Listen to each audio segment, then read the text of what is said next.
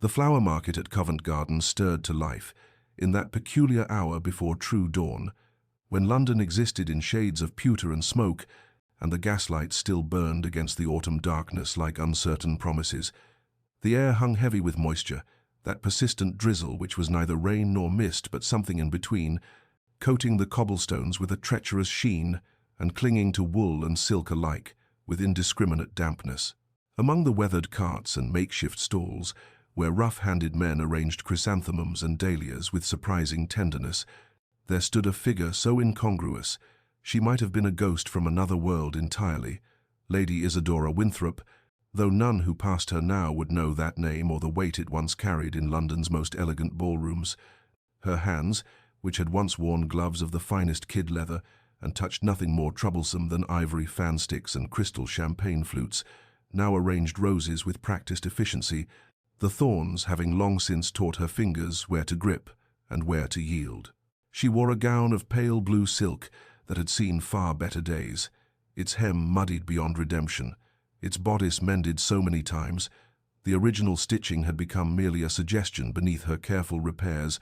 yet she wore it as though it were still the height of fashion, her spine straight, her chin lifted with that particular grace that no amount of poverty could quite extinguish. The grey sky wept its cold tears upon her dark hair, once dressed by ladies' maids and adorned with ostrich plumes, now pinned simply at the nape of her neck with whatever pins she could spare. 2 years had passed since her father's disgrace, Lord Winthrop's name, now spoken only in whispers, associated with financial scandal, ruinous investments,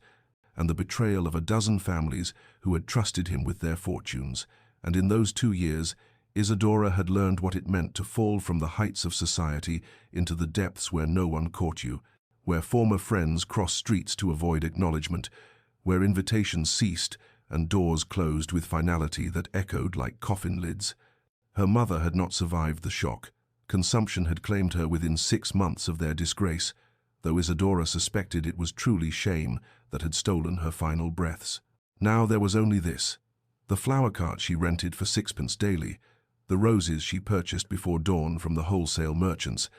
the careful calculations of profit, measured in shillings and pence, that meant the difference between her rented room and the workhouse. She arranged the blooms with an artist's eye, creating compositions of cream and crimson, blush and burgundy, because even here, especially here, beauty mattered. Perhaps it was all that remained of who she had been. This insistence that something lovely could exist even in desperate circumstances. The market awakened fully around her as the grey light strengthened, voices calling prices and greetings, the smell of coffee from a nearby vendor mixing with the green scent of stems and earth,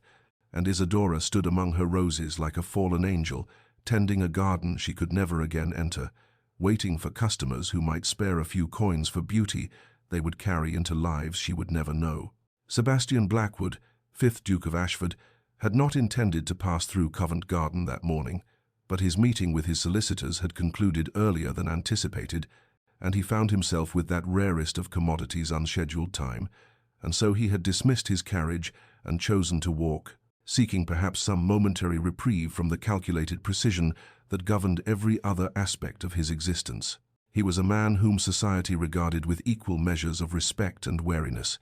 his title ancient and unimpeachable, his fortune substantial, his reputation for cold rationality, legendary in the clubs and drawing-rooms, where men spoke of business and women whispered of his conspicuous lack of romantic entanglements. At 32, he had perfected the art of emotional distance, conducting his affairs financial, social, and the rare physical encounters he permitted himself with the same detached efficiency one might apply to reviewing ledgers,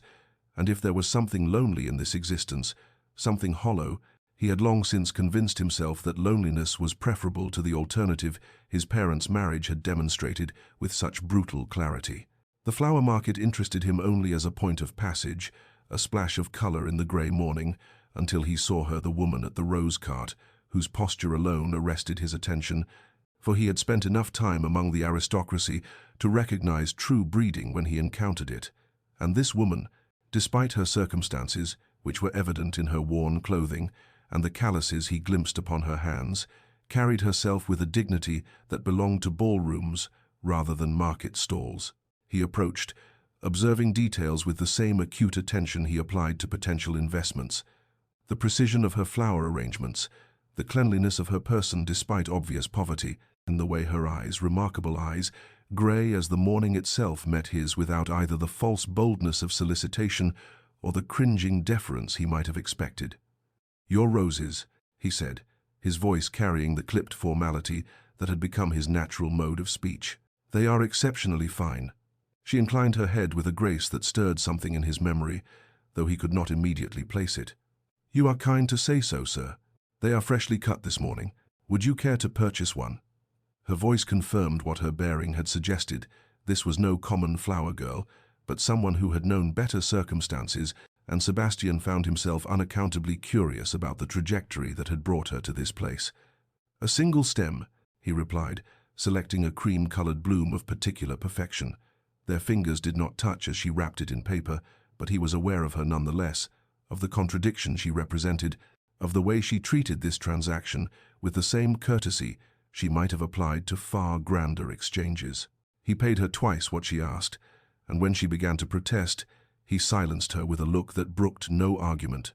"For the quality," he said simply, and took his rose, and walked away feeling strangely unsettled, though he could not have articulated why. He did not recognize her, not then, but something in her face lingered in his thoughts throughout the day, a puzzle his mind worried at even as he conducted his business.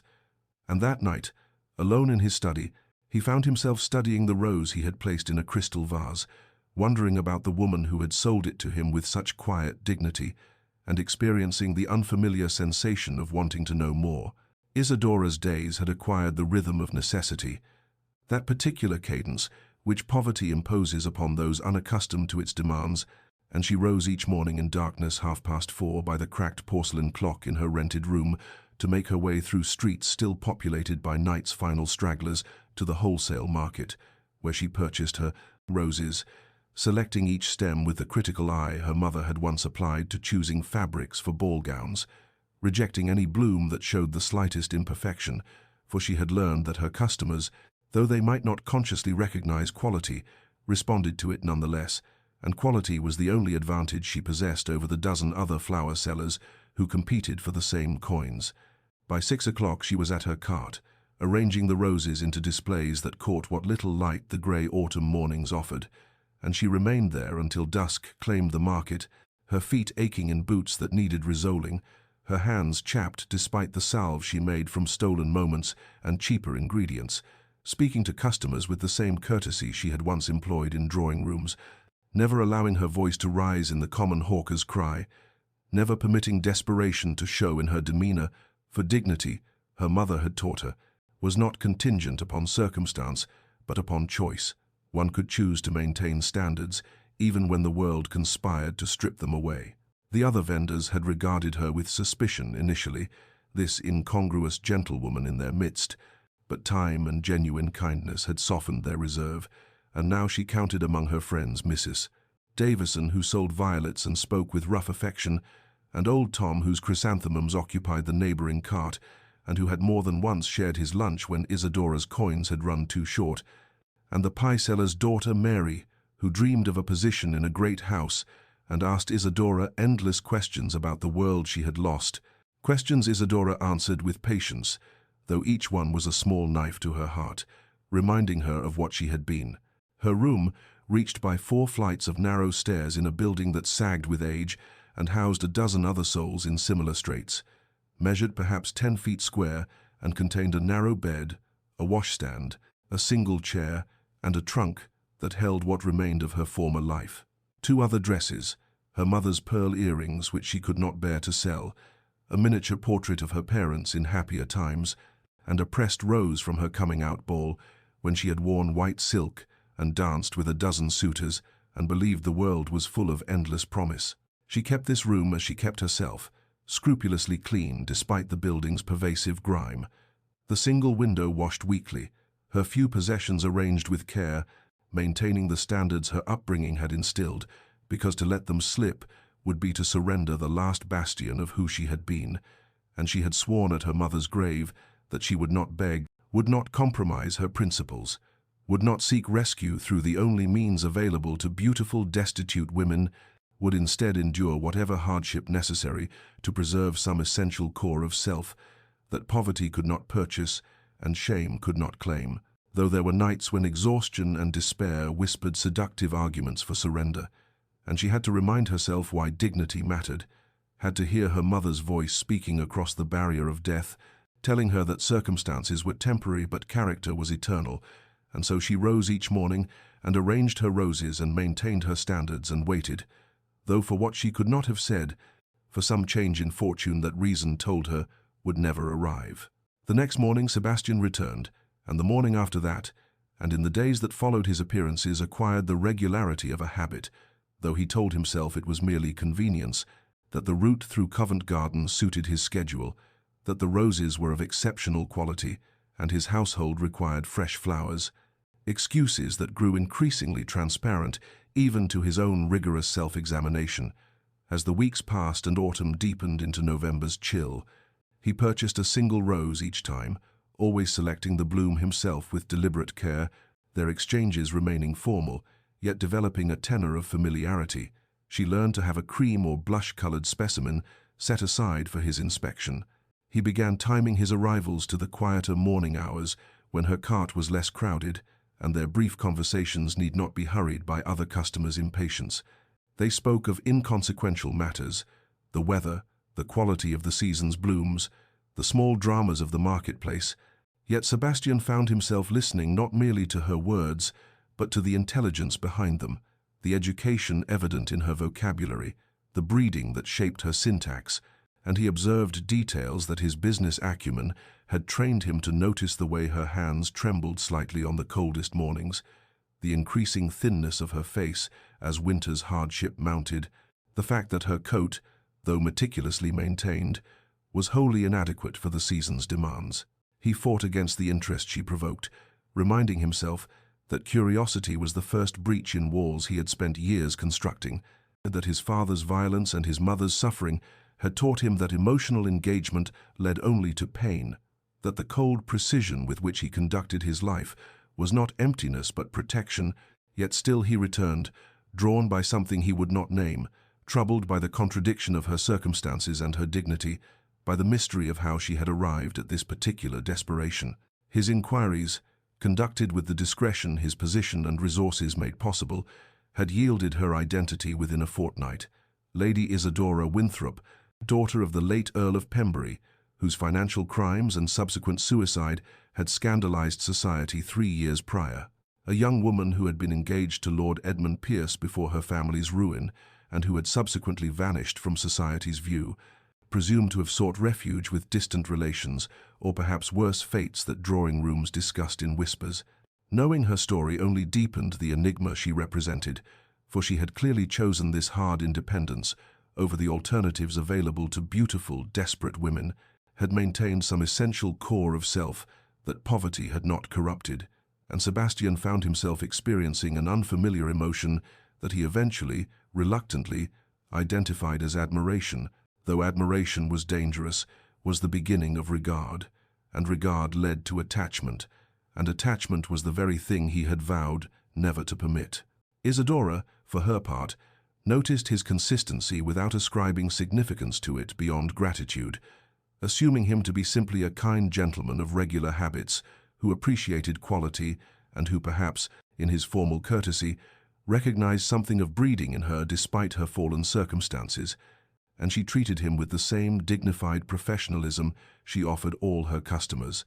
never permitting herself to wonder about his life beyond their brief exchanges, never acknowledging even to herself that she had begun listening for his footsteps, that his arrivals had become the day's singular bright moment in hours otherwise characterized by cold and weariness and the slow erosion of hope,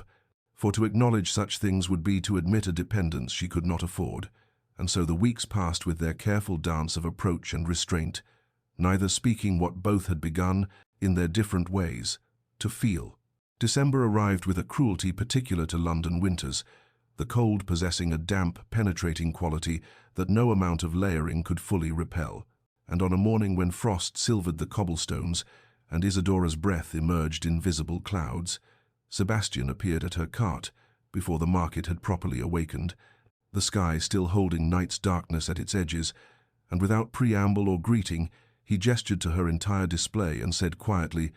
"I should like to purchase them all."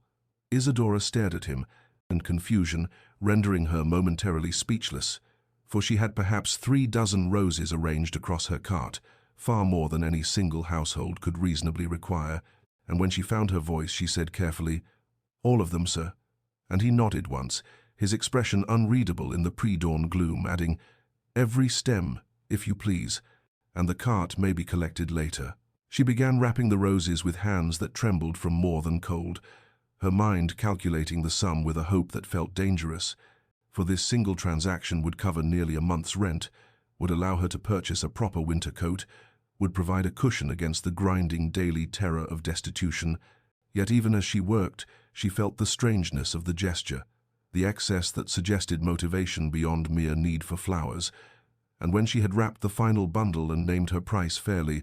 though her desperation urged inflation, he paid without hesitation and then remained standing before her cart, his dark eyes studying her with an intensity that made her acutely aware of her chapped hands,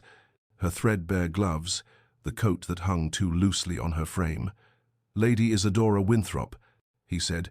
and the use of her full name struck her like a physical blow, for no one in this marketplace knew her title, knew her history, and she felt exposure wash over her like ice water as he continued, "I am Sebastian Blackwood, Duke of Ashford, and I have a proposal of a practical nature which I believe may prove mutually beneficial." The formal words seemed to cost him something, a tension visible in his jaw,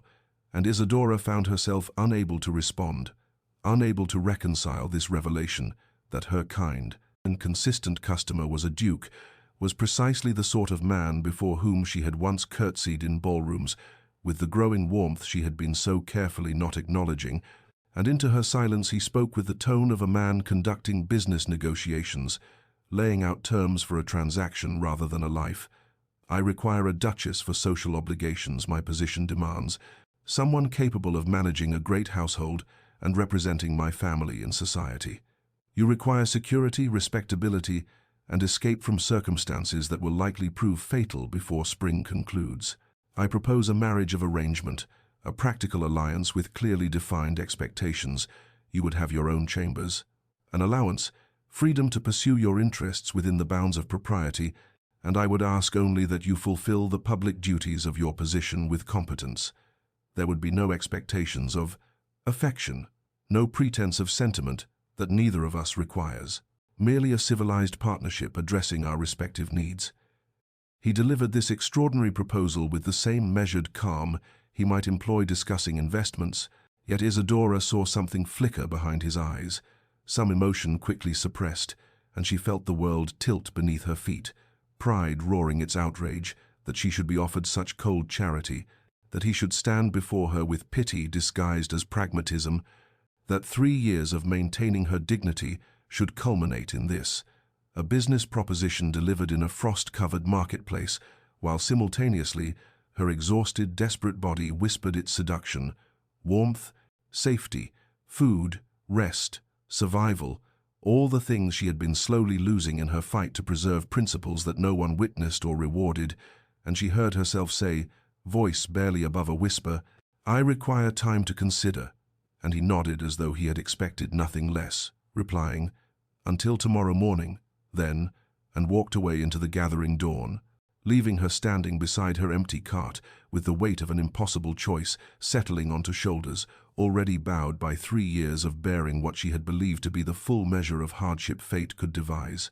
The day that followed proved the longest of Isadora's life, each hour stretching with the weight of a decision that would determine not merely her immediate future, but the entire shape of her remaining years, and she moved through her market routine mechanically, her hands arranging flowers, while her mind circled endlessly around the Duke's extraordinary proposal, examining it from every angle as one might study a jewel for flaws, searching for the hidden cost that such offers always carried. Her friends in the market, Sally, who sold apples, old Thomas with his meat pies, Martha, whose herb bundles scented the morning air, noticed her distraction and extracted the story with gentle persistence, and their reactions proved unanimously pragmatic. "Marry him," they urged. "For God's sake, marry him before he changes his mind. What is pride when measured against survival? What is dignity worth? If you freeze to death, maintaining it," and Sally gripped her hands with rough affection and said, "You think we don't see you getting thinner each week? You think we don't know that coat won't last January? Take the safety he's offering, girl. Take it, and don't look back with regrets." Yet still Isadora hesitated, not from any romantic notion that she deserved love. 3 years of hardship had thoroughly cured her of such fancies, but from a bone-deep resistance to becoming any man's obligation, any man's charitable project, a resistance rooted in the final shreds of pride that poverty had not yet managed to strip away. She returned to her small room as evening fell, climbed the narrow stairs past peeling wallpaper and the smell of boiled cabbage, entered the space that was barely large enough for her cot and single chair, and sat in darkness as night deepened beyond her window, remembering her mother who had died 6 months before her father's exposure, who had perhaps known what was coming and chosen escape through illness, who had gripped Isadora's hand in those final days and whispered, "Courage is not always loud, my darling. Sometimes it is simply the quiet decision to continue, to adapt, to survive with whatever grace we can muster in circumstances that offer no graceful options." Words that Isadora had carried through every degradation of her fall from society to street vendor, words that returned now with the force of guidance from beyond the grave. She thought of Sebastian's dark eyes holding something unspoken beneath their careful formality, thought of his consistent kindness over the weeks of his visits, thought of how he had framed his proposal not as rescue but as mutual benefit, granting her the dignity of believing herself useful rather than merely pitied, and she wondered if perhaps this arrangement might prove not imprisonment, but reprieve, not surrender but strategic retreat, a chance to rest and recover some portion of herself that 3 years of grinding poverty had slowly erased. And as dawn approached with its pale light filtering through her inadequate curtains, she made her decision with the clarity that comes from having exhausted all other options, acknowledging that pride was a luxury she could no longer afford, and that survival itself required a form of courage her mother would have recognized. Morning found her at her cart earlier than usual, arranging the much-reduced stock that remained after Sebastian's purchase, and when he appeared through the market's stirring crowds, punctual as always, she met his gaze directly and said with all the formal composure she could gather, "I accept your proposal, Your Grace, under conditions I trust you will find reasonable. I ask for mutual respect in all dealings, for the separate chambers you mentioned, and for your word that there will be no pretense between us, no performance of affection we do not feel, no expectations beyond those clearly stated." And she watched something flicker across his features, relief perhaps, or was it disappointment? Some emotion quickly mastered as he nodded once and replied, "Your conditions are entirely acceptable, Lady Isadora, and I give you my word as a gentleman that our arrangement will proceed exactly as outlined, with respect and clarity maintained throughout." And thus, with words as formal as a business contract, spoken in a frost-covered marketplace as vendors began their morning songs and the city awakened around them, Isadora Winthrop agreed to become a duchess, sealing a bargain that both believed would remain forever, bound by practicality and reason, neither suspecting that they had just set in motion a transformation that would ultimately reshape not merely their circumstances, but the very foundations of their carefully defended hearts. The journey to Ashford Manor unfolded across 2 days of travel through countryside that grew increasingly wild and beautiful as London's sprawl gave way to rolling hills, touched by winter's first severity. And Isadora sat in Sebastian's luxurious carriage, her simple belongings having been collected and packed by servants she had not met, feeling herself move through landscapes that seemed to belong to a life she had lost 3 years prior, the comfort of cushioned seats and warmed bricks at her feet, a luxury her body had nearly forgotten existed, while Sebastian rode alongside on horseback, maintaining the physical distance that seemed to define their arrangement, speaking with her only during brief stops at coaching inns, where he ensured her comfort with formal courtesy that revealed nothing of the man beneath the title. Ashford Manor revealed itself as they crested a final hill at twilight, and Isadora felt her breath catch despite her determination to remain composed, for the estate spread before her with a grandeur that exceeded even her family's former holdings. grey stone wings embracing manicured gardens, windows blazing with light, columns and balustrades, speaking of generations of accumulated wealth and power, and she understood with sudden clarity that she was entering not merely a house, but a world with its own hierarchies and histories, a world that would regard her with suspicion, regardless of the ring Sebastian had placed upon her finger during their brief, coldly civil ceremony in a London chapel 3 days prior. The staff assembled in the entrance hall to meet their new Duchess, and Isadora read their judgment in carefully neutral expressions. The housekeeper, Mrs. Pemberton's assessing gaze, the butler's slight hesitation before bowing, the younger maid's whispered exchanges barely concealed, and she knew they were measuring her against Sebastian's mother, against expectations of what a duchess should be, finding her wanting in the essential requirement of having been chosen for love rather than convenience. Yet she met their inspection with the grace her mother had trained into her very bones,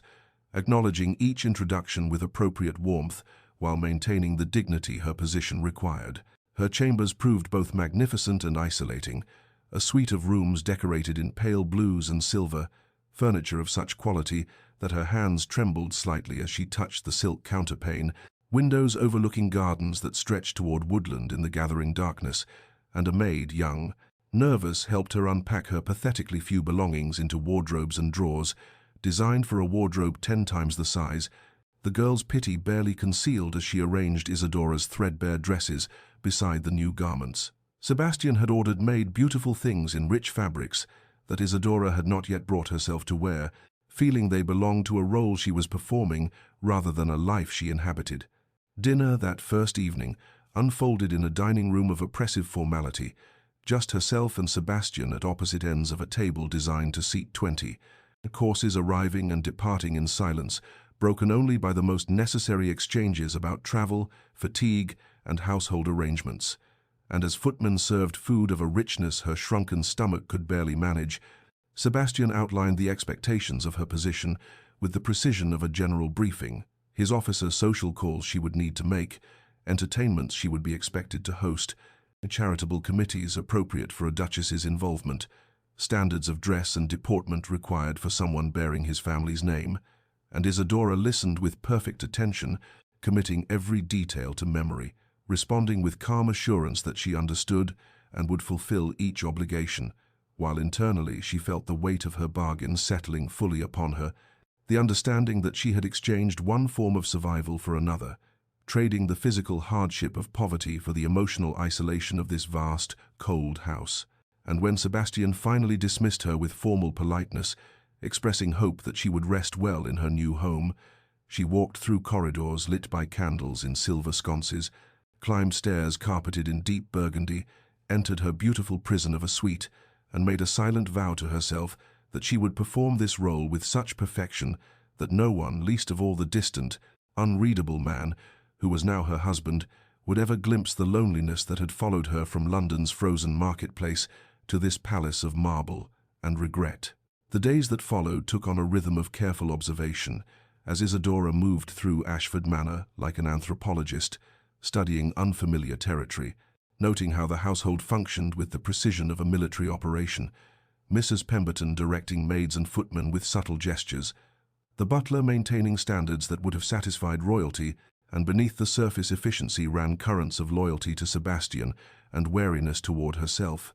The interloper who had arrived without warning to claim a position for which she had not been vetted by the usual mechanisms of aristocratic approval, and into this delicate ecosystem arrived Lady Caroline Blackwood on the 5th morning of Isadora's residence. Sebastian's younger sister, sweeping into the breakfast room with the confidence of someone who had never questioned her place in the world. Her beauty sharp where Isadora's was soft, her assessment immediate and unfavorable as her grey eyes, so like her brother's travelled over Isadora's carefully chosen morning dress, and found it wanting in some indefinable way that her cool greeting made perfectly clear. "So you are the flower seller my brother has installed as Duchess. How very democratic of him. I do hope you are not overwhelmed by the responsibilities of a position that others spend their entire lives preparing to assume." Isadora felt the cut as it was intended, but years of maintaining dignity through her father's disgrace had taught her to absorb such blows without flinching, and she met Caroline's gaze with calm directness and replied, "I am grateful for your brother's confidence in my abilities, Lady Caroline, and I assure you I take my responsibilities most seriously. Perhaps you might advise me on the local families I should call upon, as I understand you are familiar with the neighborhood," turning the attack into a request that politeness required Caroline to fulfill, and she saw surprise flicker across the younger woman's features before the mask of aristocratic disdain returned,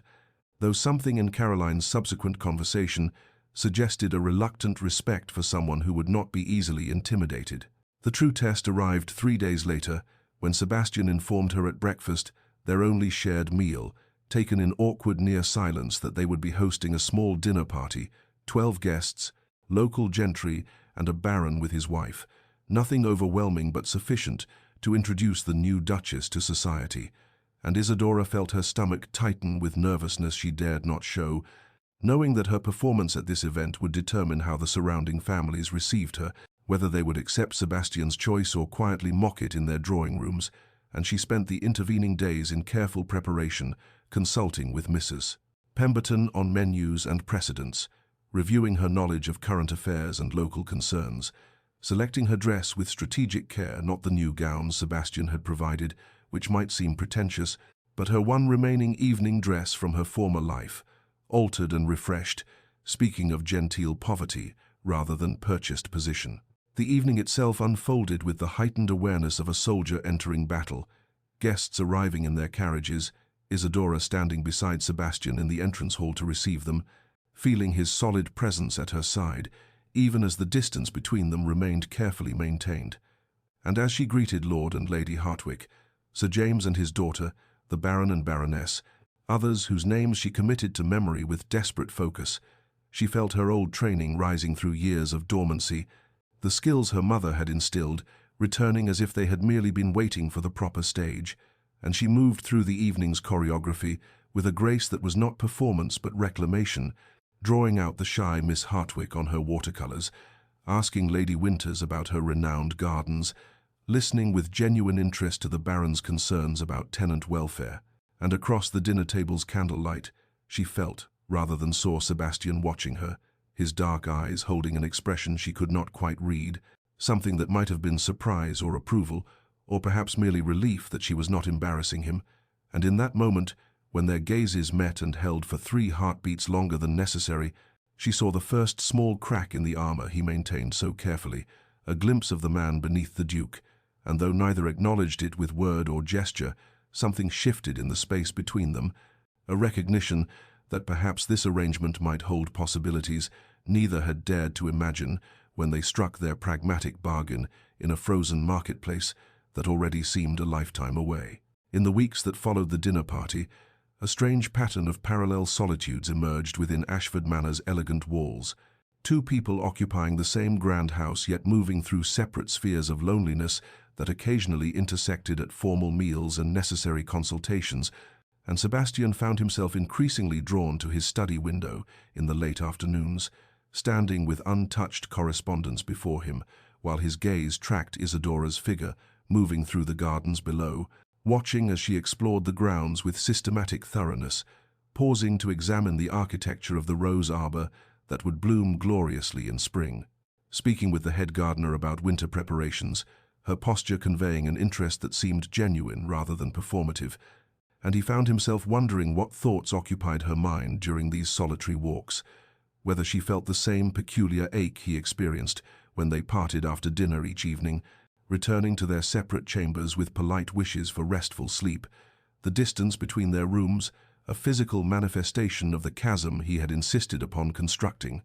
and he recognized with uncomfortable clarity that he was a coward, that he had brought her into his home under the pretense of practical arrangement, when in truth he had wanted her near in the only way his fear would permit, and close enough to observe, but distant enough to remain protected from the vulnerability that terrified him more than any business negotiation or social challenge ever had. Isadora, walking the frost-touched grounds as November deepened toward winter's true arrival, felt the estate's beauty like an exquisite torture, for she was surrounded by comfort and security, yet starving for a different sustenance entirely. And she caught herself wondering about the man who had given her all of this material abundance, while withholding the one thing that would have transformed these magnificent rooms into a true home. And sometimes when she passed the windows of his study, she felt his gaze upon her like a physical touch,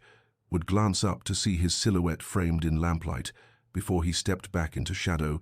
and she wondered what he thought in those moments, whether he felt any fraction of the longing that had begun to grow in her chest, despite her determination to honor their agreement's emotional boundaries, whether beneath his controlled exterior lived a man capable of the warmth she sometimes glimpsed in unguarded moments, and she reminded herself sternly that such speculation was both foolish and dangerous,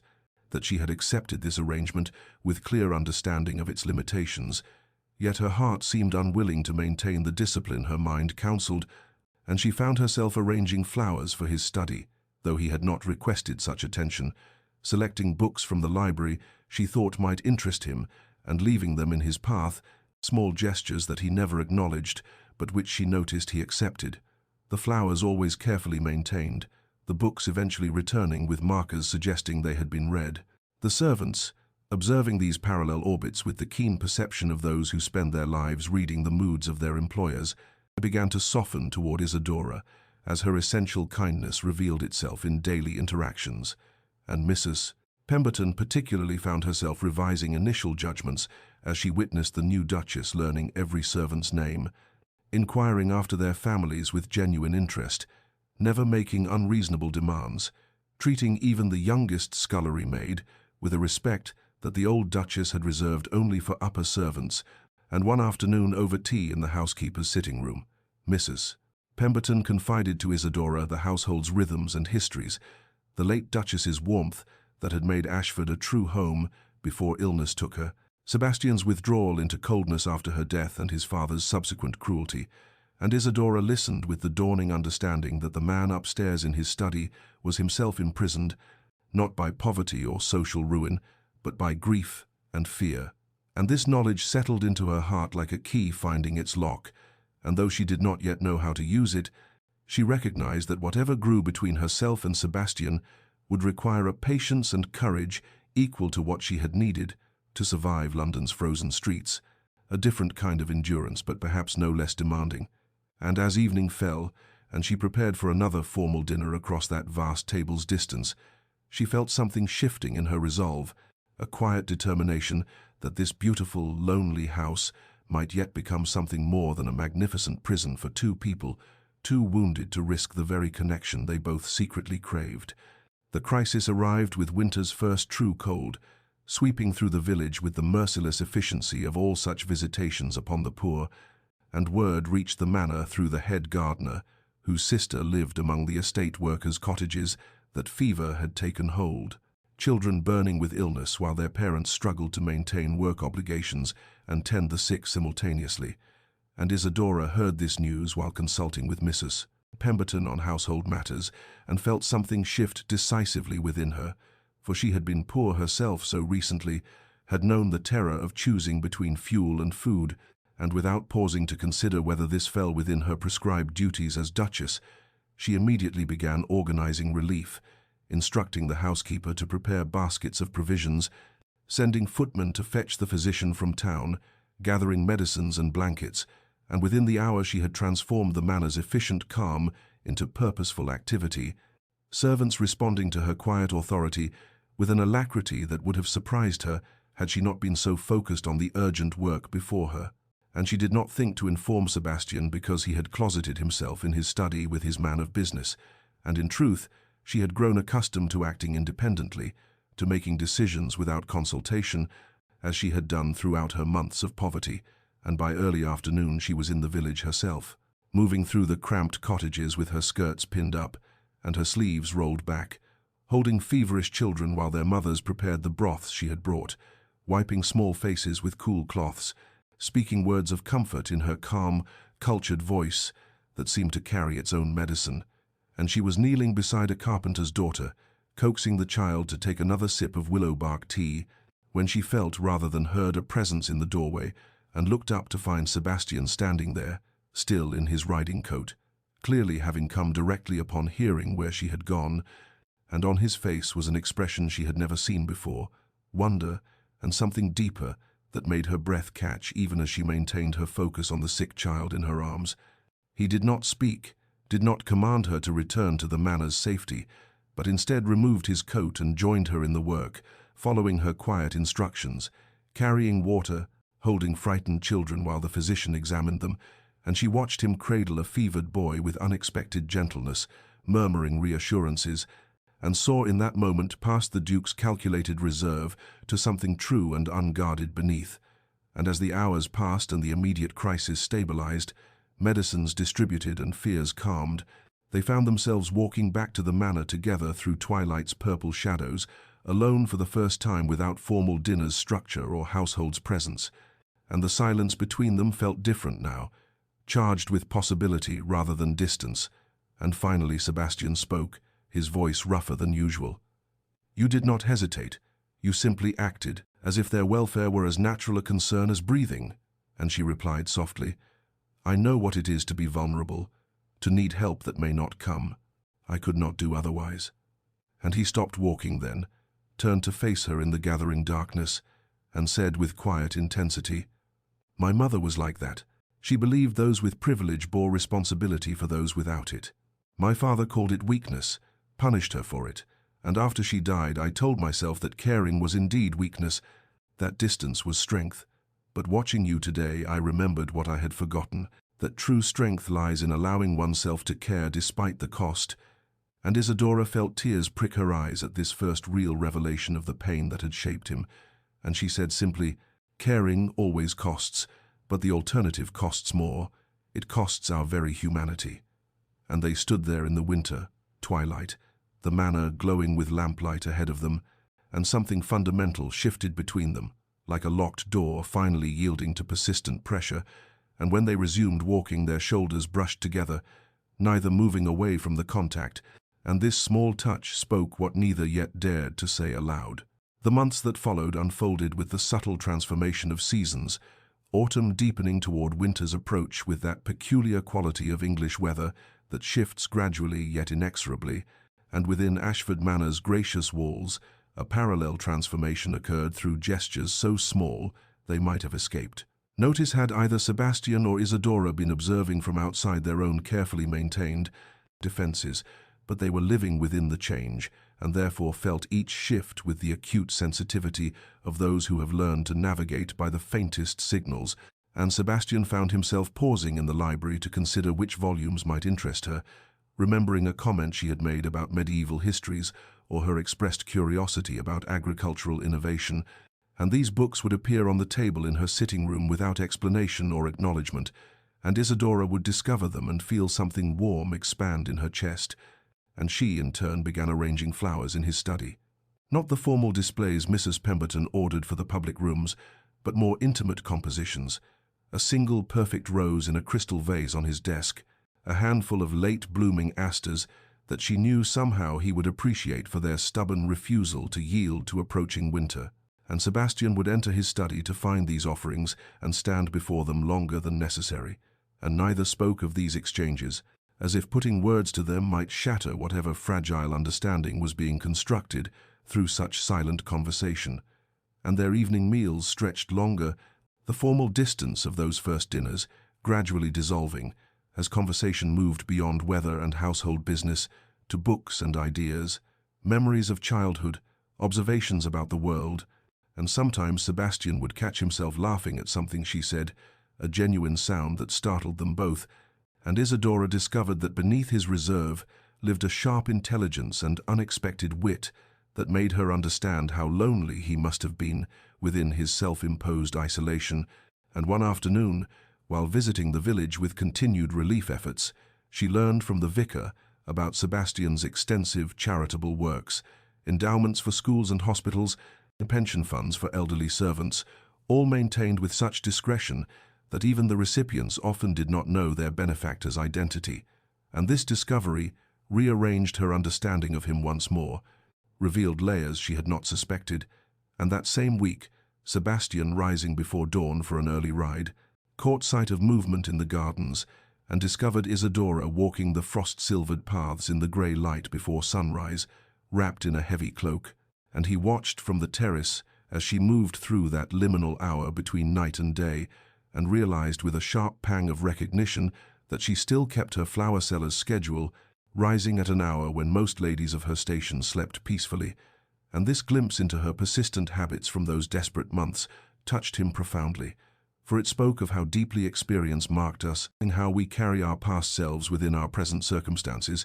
And the next morning he joined her in the garden without explanation, simply appeared at her side in the dawn silence, and they walked together without speaking, their breath clouding in the cold air. And this too became a pattern, this shared witness to the day's beginning. And though they maintained the careful boundaries of their arrangement, sleeping in separate chambers, never touching beyond the formal requirements of social occasions, something was undeniably shifting between them, like ice beginning its spring thaw, slow and inexorable, beautiful and terrifying, in equal measure. The house party descended upon Ashford Manor, with all the weight of social obligation that Sebastian had long understood as part of his role,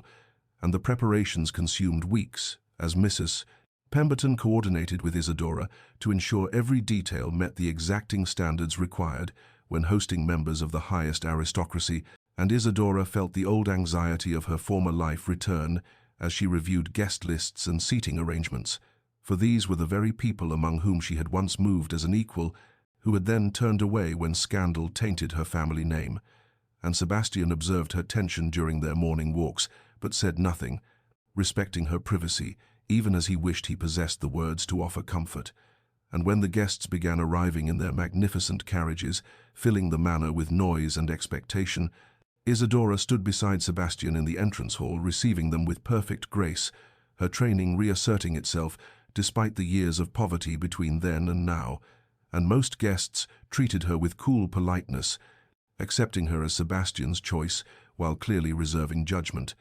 until Lady Vivienne Ashcroft arrived in a rustle of emerald silk and barely concealed triumph, for Vivienne had once been considered the most likely candidate for Duchess, her family's connections impeccable, her beauty celebrated, and she had expected Sebastian's proposal before he had instead withdrawn into his fortress of isolation, and now she swept into the manor with her diplomat husband, Sir Percy Ashcroft, trailing behind, and her eyes found Isadora with the precision of a blade finding its target. And over the days that followed, Vivienne deployed her weapons with expert subtlety, never openly rude but consistently undermining, commenting within Isadora's hearing about how charming it was that the Duke valued character over conventional background, inquiring with false concern whether Isadora found managing a household of this scale overwhelming given her recent circumstances, suggesting activities and conversations that emphasized Isadora's absence from society during her time of poverty. And Isadora endured these calculated cruelties with dignity, responding with grace, never allowing her composure to crack. But Sebastian noticed, catalogued each slight with growing anger, and during a dinner where Vivienne had orchestrated the conversation to focus on a particular ball from 2 seasons past, a glittering affair that she knew Isadora could not have attended, emphasizing shared memories from which Isadora was excluded, something in Sebastian's carefully maintained control finally fractured, and he interrupted Vivienne mid-sentence, his voice carrying an edge that silenced the entire table, saying with quiet force that dwelling on the past seemed a peculiar occupation for those who claimed to live well in the present, that he found his wife's experiences had given her a depth of character and understanding of true value that no amount of uninterrupted social success could provide, and that he considered himself extraordinarily fortunate in his choice. And the table fell into shocked silence at this unprecedented public declaration from a man known for emotional restraint, and Isadora's eyes met Sebastian's across the candlelight, and in that moment of connection she saw clearly the protective fury he barely contained, the defense of her that cost him something to make so publicly, and he saw in her expression both gratitude and a quiet strength that needed no defense but accepted his offering nonetheless. And Vivienne's face tightened with humiliated rage as she recognized her defeat, and though the dinner continued with strained politeness, something fundamental had shifted. For Sebastian had claimed Isadora before witnesses as truly his, and neither of them could pretend any longer that their arrangement remained merely practical. The house party's final evening stretched long and exhausting, performance and polite conversation consuming hours, until Isadora felt the weight of maintained composure like a physical burden, and when at last she could escape, she sought refuge in the library, knowing most guests would be retiring or continuing revelries in the drawing rooms, and she entered the darkened space with relief, not bothering to light more than a single lamp, and settled into the leather chair by the cold fireplace with a book she had no intention of reading, simply needing silence and solitude. But she had been there barely 10 minutes when the door opened again and Sebastian entered, stopping short when he saw her, and for a moment they simply looked at each other in the lamplight's shadows, and something in his expression, exhaustion, frustration, a vulnerability she rarely witnessed, made her gesture to the chair opposite hers in silent invitation, and he crossed to the sideboard without speaking and poured brandy into a crystal glass, then after a moment's hesitation poured a second and brought it to her, and she accepted it, though she rarely drank spirits, understanding somehow that this night called for fortification, and they sat in silence as he took a long drink, his careful control visibly fraying, and finally he spoke, his voice rough with suppressed emotion, saying that he owed her an apology for subjecting her to Vivienne's cruelty, that he had not anticipated the full measure of viciousness some members of society could deploy, and Isadora responded quietly that she had survived worse than Lady Vivienne's barbs, that poverty had taught her which wounds truly mattered. And Sebastian laughed, a harsh sound without humor, and said that she possessed a strength he had never managed to cultivate, that she had faced her devastation with courage while he had merely hidden from his, and perhaps it was the brandy or the late hour or the accumulated tension of days performing for critical audiences. But his defenses crumbled, and he began to speak with raw honesty about his father, the old Duke whose charm in public masked calculated cruelty in private, who had wielded love as a weapon and withdrawal of affection as punishment, who had broken his mother slowly over years of marriage until she became a ghost in her own home, and Sebastian described watching this destruction as a child, helpless to prevent it, and making a vow that he would never grant anyone such power over him, never love, and thus never suffer or inflict the pain that love enabled. And Isadora listened without interruption, her heart contracting with recognition and sorrow, and when he fell silent she found herself speaking her own truth, telling him about her father's betrayal, not just of financial trust, but of everything she had believed about family and honor, about her engagement to Lord Edmund Pierce, who had sworn eternal devotion and vanished within a week of her ruination, about the specific agony of discovering that what she had believed was love had been merely performance contingent upon her social value, and she confessed that she had built her own walls, determined never to be so vulnerable again, never to mistake transaction for genuine feeling, and as they spoke, the space between them seemed to contract, charged with shared understanding and something more dangerous, and Sebastian leaned forward, his eyes finding hers in the lamplight, and she saw in his expression a longing that mirrored something awakening in her own chest, and the air grew thick with possibility, and then he reached across the small distance between their chairs, his hand trembling slightly as it approached hers, and she felt every particle of her being drawn toward that connection. But just as their fingers might have touched, Sebastian pulled back sharply, standing abruptly, his face contorting with conflict, and he muttered something about the late hour and propriety, and left the library with swift steps that spoke of flight, and Isadora sat alone in the lamplight, feeling the ghost of that almost touch, like a brand upon her skin, understanding that they had approached some threshold that terrified them both, and knowing with absolute certainty that everything between them had irrevocably changed. The days following the library encounter stretched into a week of careful avoidance, and Sebastian threw himself into business matters with an intensity that kept him away from the manor for long hours, riding to tenant farms and meeting with his steward about matters that could easily have waited. And when he was forced to dine with Isadora, the meals passed in strained silence, broken only by the most formal courtesies,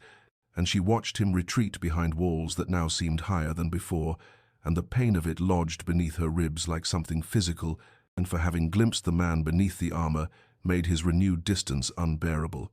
and she wondered with growing desperation whether she possessed the strength to continue this half-life,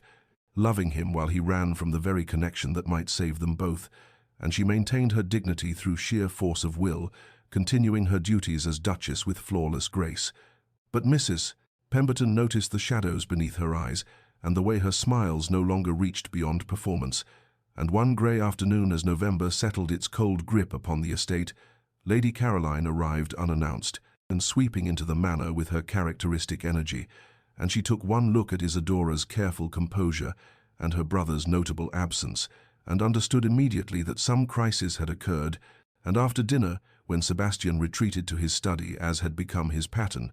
Caroline followed and closed the door behind her with a decisive click, and though Isadora could not hear the words exchanged, she heard Caroline's raised voice through the heavy oak, and the word "coward" carried clearly. And later Caroline found Isadora in the music room, and took her hands with surprising gentleness, and said that some men required battering down of their defenses from both sides, that Sebastian had spent so many years building his fortress that he no longer remembered how to open the gates, and that Isadora should not mistake his fear for lack of feeling, and Isadora felt tears threaten at this kindness, but maintained her composure and thanked Caroline for her concern. And the next morning brought the post, and among the usual correspondence was a letter addressed in a hand. Isadora had once known intimately, and her fingers trembled as she broke the seal to find Lord Edmund Pierce's flowery script, expressing his deepest regrets for his past behaviour, claiming that time and maturity had brought him to recognize his terrible mistake, suggesting that perhaps they might meet so he could properly apologize, and the true purpose emerging in the final paragraph, mentioning that he found himself in some financial difficulty and hoped that she, now so fortunately situated, might remember their former attachment with sufficient fondness to offer assistance through her husband's influence, and Isadora felt something cold and clarifying settle over her as she read this transparent manipulation, and she sat for a long moment with the letter in her hands, understanding that this man represented everything she had once believed about love, the falseness of it, the transactional nature hidden beneath pretty words, and yet what she felt for Sebastian was something entirely different, something real and terrifying and worth fighting for, and she made a decision then, sitting alone in her morning room as winter light slanted through the windows, that she would not allow fear, neither Sebastian's nor her own, to destroy what might exist between them. But before she could act upon this resolve, a footman announced that Lord Edmund Pierce had arrived and was awaiting her in the drawing-room, and her blood ran cold with shock that he had presumed to come here uninvited, and she rose with squared shoulders and walked toward a confrontation she had not chosen but would face nonetheless. Isadora entered the drawing-room with her spine straight and her expression carefully composed, and found Lord Edmund Pierce standing by the windows examining the room with an appraising eye that spoke of calculation rather than admiration, and he turned at her entrance with a smile she had once thought charming but now recognized as practiced,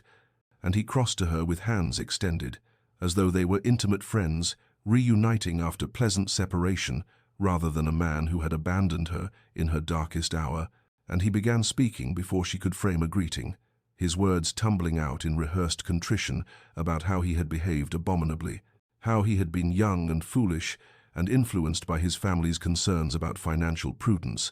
how he had regretted his actions every day since, and Isadora listened with growing coldness as she understood that this performance was merely preamble to his true purpose. And indeed, after several minutes of self-serving apology, he shifted to admiration of her remarkable fortune in securing such an advantageous match. And then, with transparent maneuvering, he mentioned his own recent difficulties, investments that had failed, debts that pressed upon him, and suggested with oily presumption that surely she remembered their deep affection with enough fondness to speak with her husband about some assistance, perhaps a loan or introduction to the Duke's man of business, and Isadora felt rage kindle beneath her careful composure at his audacity in presuming upon connection he himself had severed, and she opened her mouth to deliver a cutting dismissal when the drawing-room door opened with such force that it struck the wall, and Sebastian stood in the doorway with an expression of barely contained fury, and his eyes moved from Isadora to Edmund and back again with dangerous assessment, and Edmund had the poor judgment to speak first, introducing himself with false cheer and making some comment about renewing old acquaintances,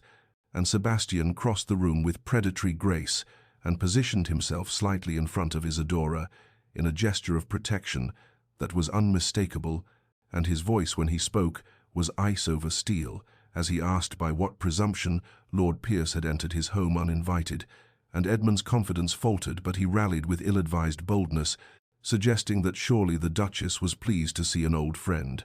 that their past connection gave him certain rights of visitation, and Sebastian's hands clenched into fists at this implication, and Edmund made his fatal error then, laughing with nervous bravado, and saying that surely they all understood the practical nature of advantageous marriages,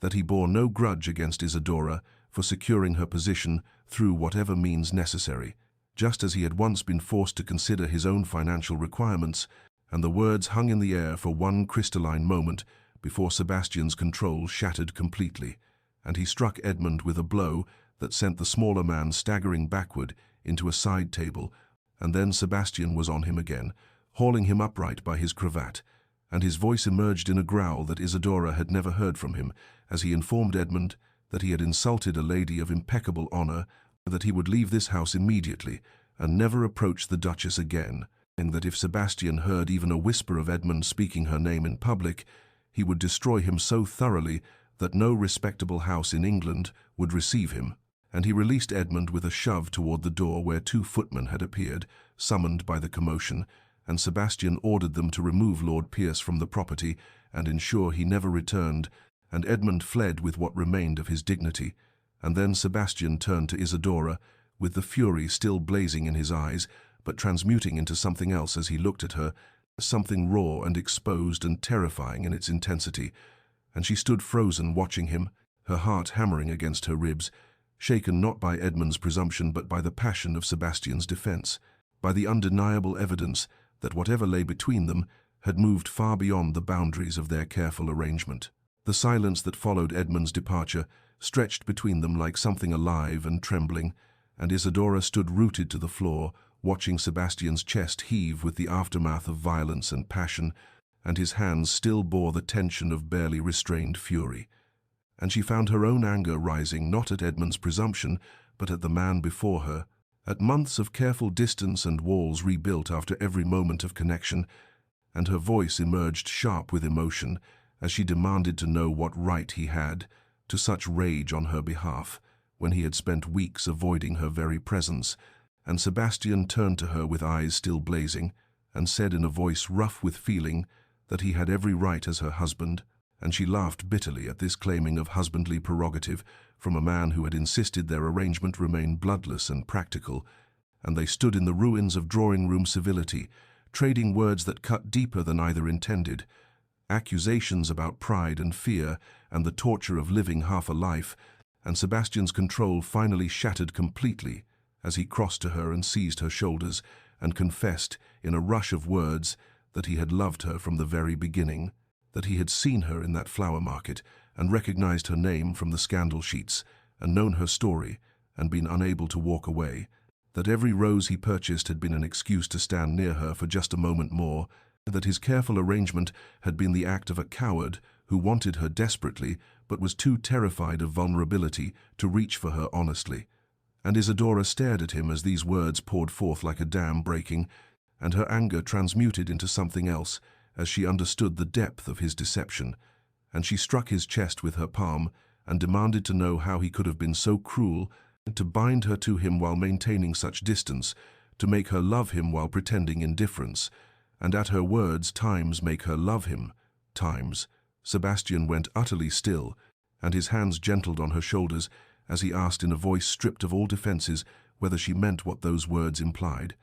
And Isidora felt tears burn in her eyes as she confessed that yes, she loved him, that she had fought against it with every particle of her being but had fallen nonetheless, that watching him retreat after the library had been agony, that she could not continue in this half-existence of being his wife in name while remaining strangers in truth. And Sebastian's expression crumbled into something raw and exposed,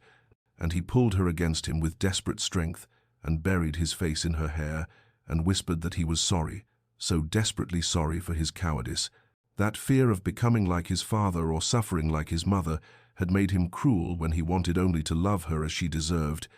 and Isidora's hands came up to clutch at his coat as months of careful restraint finally broke,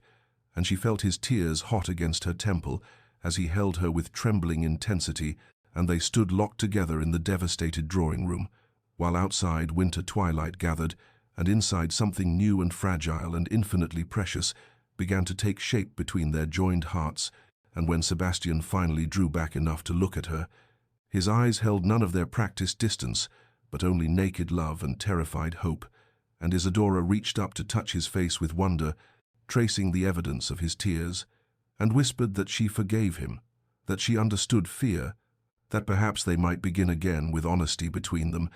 And Sebastian caught her hand and pressed his lips to her palm in wordless gratitude and supplication. Sebastian led her from the drawing-room with gentle hands, past the curious eyes of servants who discreetly withdrew, and they climbed the grand staircase in silence that hummed with possibility rather than distance. And when they reached the corridor where their separate chambers lay, they both paused,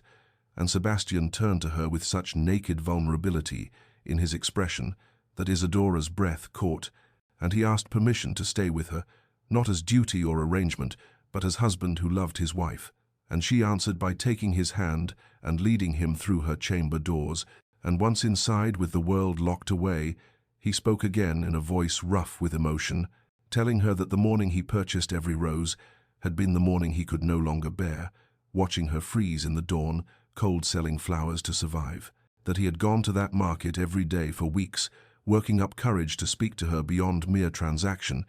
that he had known her name and her story and her father's scandal, and none of it had mattered, because he had seen in her something pure and unbreakable, and he confessed that when he redesigned the estate gardens after their marriage, he had planted roses everywhere because their scent reminded him of her, because he wanted to be surrounded by beauty that echoed what he felt but could not say.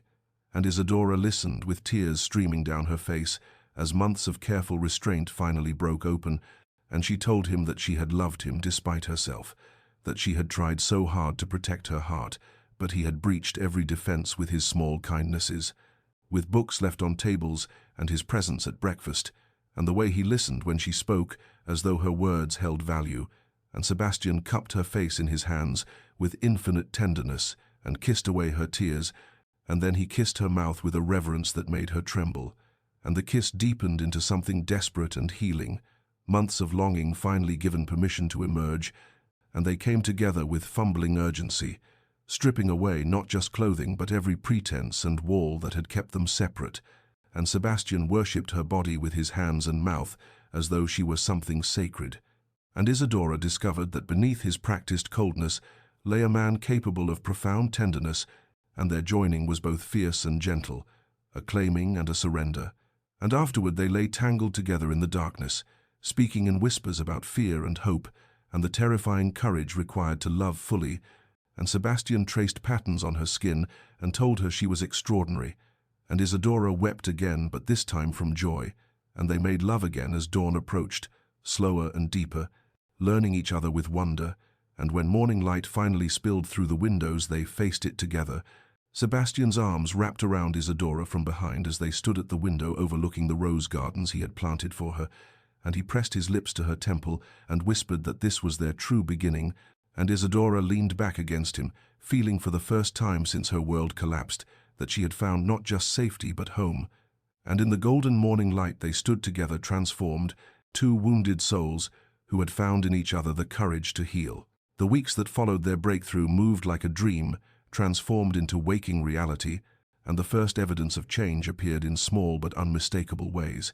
Sebastian's hand seeking Isadora's beneath the breakfast table, his laughter echoing through corridors that had known only austere silence, the way he looked at her across rooms with such naked affection that servants exchanged knowing glances and smiles. "Mrs. Pemberton remarked to the cook that the Duke seemed 10 years younger. That warmth had returned to Ashford Manor after an absence so long she had forgotten what it felt like. And indeed the very atmosphere of the great house seemed to shift as winter deepened, as though love between its master and mistress had altered something fundamental in the ancient stones. Isadora took to the transformation of their home with purpose born of joy, consulting with Sebastian on every change, and together they opened shuttered rooms and replaced heavy draperies with lighter fabrics and filled vases with hothouse roses, even in the coldest months. And Sebastian watched her work with wonder in his eyes, marveling at how she could take his fortress and make it a home through nothing more than care and attention to beauty. They began working together on the charitable projects that had once been his solitary domain, riding out to tenant farms and village cottages as a united front. And the estate workers, who had initially regarded their duchess with suspicion, now watched her with open affection as she learned their children's names and remembered their concerns, and spoke to Sebastian on their behalf with gentle advocacy he could never refuse. As February arrived with its brief thaws and sudden freezes, Caroline returned for an extended visit and found her brother so thoroughly transformed that she embraced Isidora with tears of gratitude, confessing that she had feared Sebastian lost forever to his self-imposed isolation, and the three of them spent evenings in companionable conversation that felt like family in ways the great house had not known since Sebastian's childhood. When March brought the necessity of a small gathering obligations to neighboring families that could not be postponed, Isidora and Sebastian planned it together, and on the evening of the event, she stood in the ballroom wearing sapphire silk that Sebastian had commissioned for her, and he watched her move among their guests with natural grace and genuine warmth, and his heart swelled with such fierce love and pride that Caroline, observing him,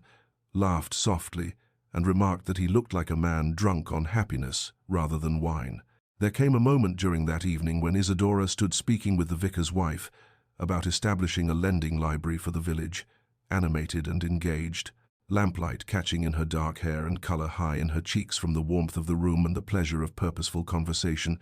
and Sebastian experienced a flash of memory. Isidora in the flower market, in tattered silk and falling snow, beautiful and dignified, despite her desperate circumstances, and the contrast between that image and the woman before him, now secure and cherished and radiant with contentment, struck him with almost physical force,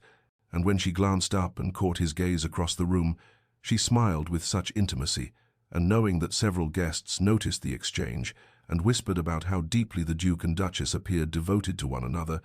and Sebastian crossed to her side, not caring what society might think of his obvious attachment, and took her hand and raised it to his lips in full view of their company,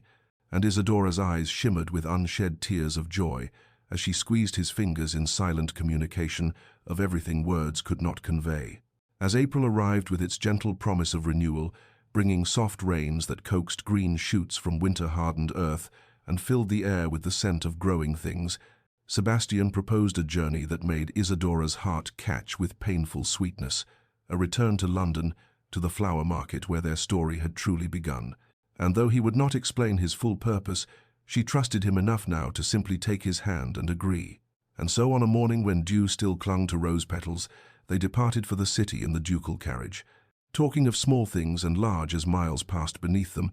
Sebastian's thumb tracing circles on her palm in absent affection that still had the power to make her breath quicken. London greeted them with its familiar cacophony, the streets teeming with life and commerce. But when their carriage drew to a halt, Isidora realized with shock that they had stopped at the precise corner where she had once sold flowers in tattered silk and desperate dignity, and Sebastian helped her down with careful hands and led her to where her old cart had stood. Except now there stood a proper flower stall with a bright awning and sturdy construction, and emerging from behind it came Martha and old Tom and young Annie, her former companions in street selling. But they were dressed in clean, warm clothing, and their faces had lost the gaunt desperation she remembered, and Martha rushed forward with tears streaming to embrace her, and through her own tears, Isidora heard the story that the Duke had purchased the market corner and established a fund, ensuring the flower sellers could operate with dignity and security, that he had arranged proper shelter and fair prices and protection from the harsh elements that had once been their constant enemy. And Isidora turned to Sebastian with such overwhelming emotion that words failed her, and he simply drew her close and whispered against her hair that he could not change her past suffering, but he could honor it by ensuring others need not endure the same. And they spent hours among her old friends who blessed them both and spoke of the Duke's generosity with reverence, and Isidora saw in Sebastian's gesture not just kindness, but a profound understanding of what those desperate months had meant to her, how they had forged her strength even as they had broken her circumstances, and when they finally returned to their lodgings as afternoon light turned golden, she felt such fullness of heart that she thought she might burst with it. And that evening, as they dined privately in their rooms, she took Sebastian's hand and placed it upon her belly, and told him in a voice trembling with joy that she carried his child, that their love had created new life, and Sebastian's face transformed with such wonder and fierce tenderness that she saw the last shadow of the cold, distant Duke finally dissolve forever, replaced entirely by the man she loved, and he knelt before her chair and pressed his forehead to her stomach, and wept tears he had perhaps not shed since childhood. And Isidora cradled his head against her and felt the perfect rightness of this moment, spring bringing promise of new life to them as it brought renewal to the world, their transformation complete, their future unfolding like petals opening to sunlight.